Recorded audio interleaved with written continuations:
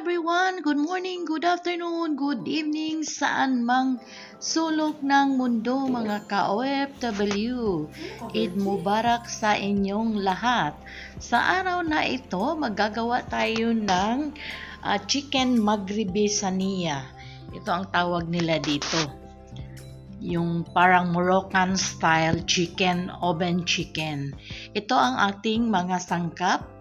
Ayan ang ating manok, nahiwa na ating mga iba't ibang sangkap. Ang ating manok is malinis na nahugasan. Una nating lagyan ng asin.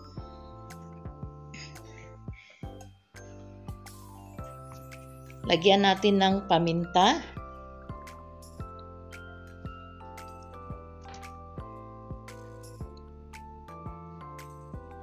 Ang ating MSG, optional. Sa mga hindi gumagamit nito, pwede ring hindi lagyan.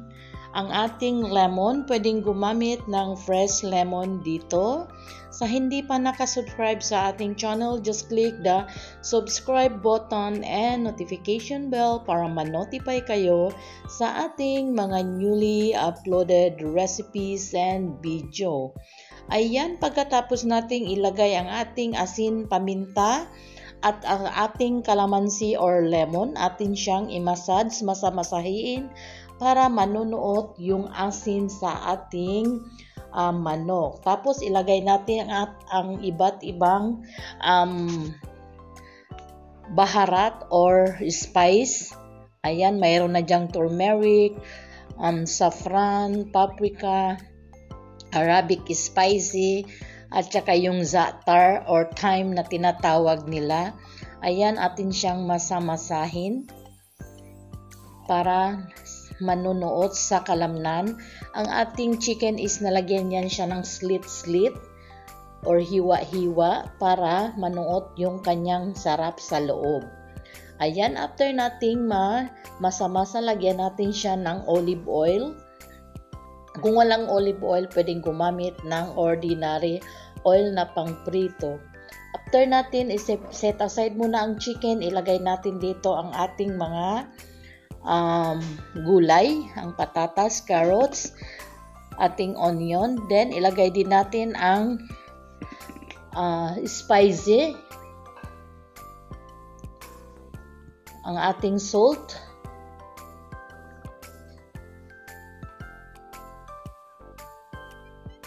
ating pepper, gaya din ng spice ng manok, tapos ang ating olive oil. Pagkatapos natin yan siyang imekos-mekos para lahat ng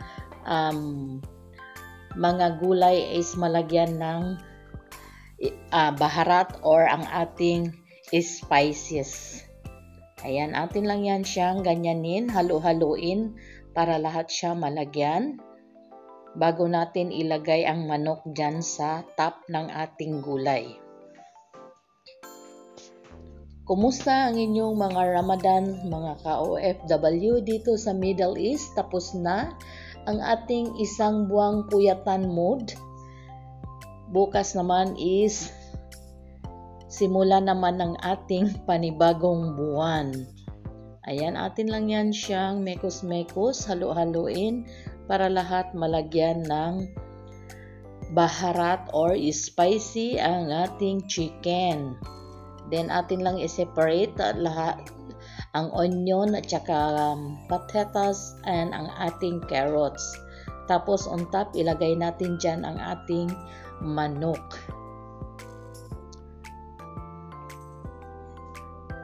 Ayan. Again, sa hindi pa nakasubscribe sa ating channel, just click the subscribe button and notification bell para ma-notify kayo sa ating mga newly uploaded recipes and video. Ayan, sa puntong ito na ang ating chicken.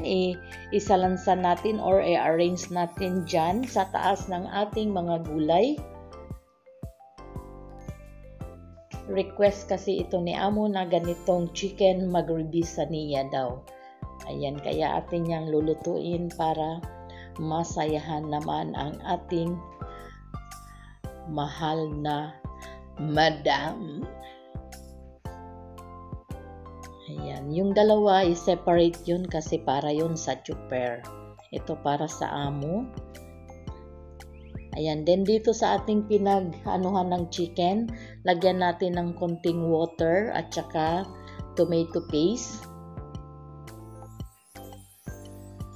lemon,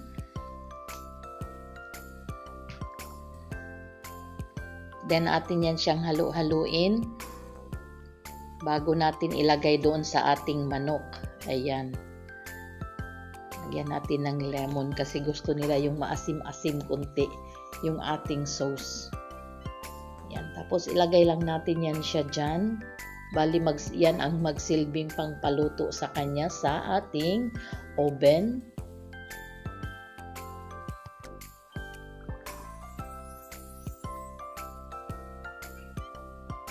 Ayan, tapos na nating nalagyan.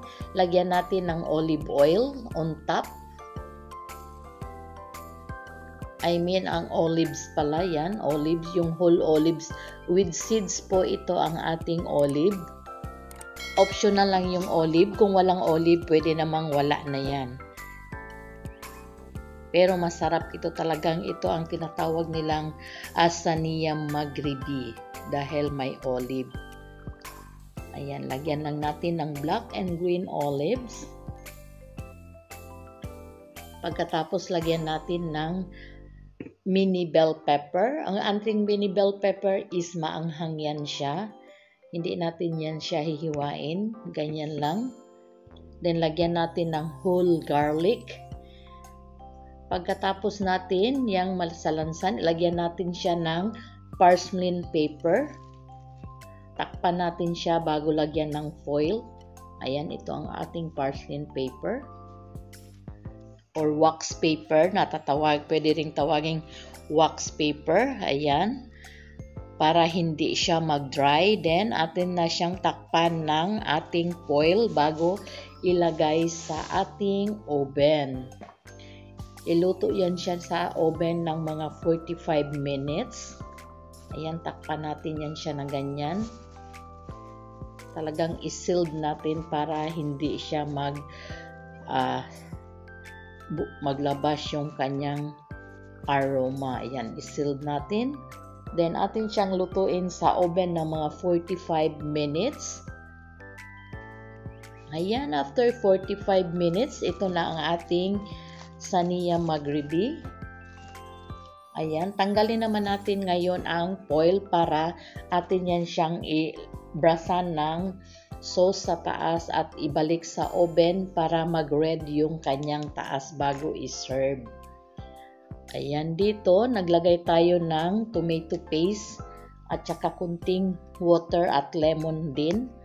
Yan, atin yan siyang i-brush dyan sa chicken on top. Brasan lang natin lahat ng chicken. Yung parang mag-red-red lang siya. Tapos ilagay natin siya sa oven nang nakasa taas yung apoy. Parang i-grill lang natin yung taas. Again, sa hindi pa nakasubscribe sa ating channel, just click the subscribe button and notification bell para ma-notify kayo sa ating mga uploaded video. Kumusta mga ka-OFW saan mang sulok ng mundo?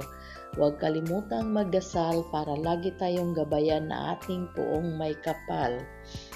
Ayan, pagkatapos nating nabrasan, ilagay natin sa oven at i-grill. Tapos nating i-grill, ito na siya. Pwede nang i-serve. Maraming salamat sa ulitin. Bye-bye. Thanks for watching.